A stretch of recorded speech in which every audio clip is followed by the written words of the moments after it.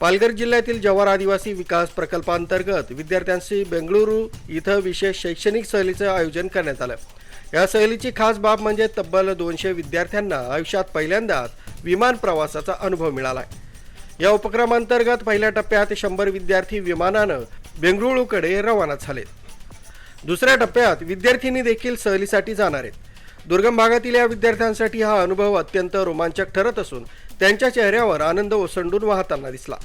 या शैक्षणिक दौऱ्यात विद्यार्थ्यांना बेंगळुरू येथील विज्ञान आणि तंत्रज्ञानाशी संबंधित महत्त्वाच्या ठिकाणांना भेटी देण्याची संधी मिळणार आहे। सर विश्वेश्वरय्या संग्रहालय, एअरफोर्स म्युझियम तसंच HL म्युझियम यांच्यासारख्या ठिकाणी जाऊन विद्यार्थ्यांना प्रत्यक्ष ज्ञानाचा अनुभव मिळणार आहे।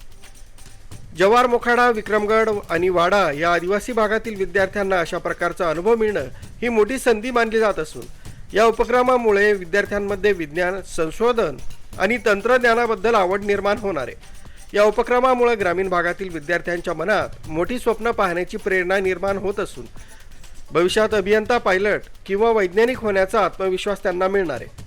हा शैक्षणिक दौरा विद्यार्थ्यांच्या आयुष्यातील अविस्मरणीय क्षण ठरतोय। आरबी न्यूजसाठी पांडुरंग भांगरे, मोखाडा।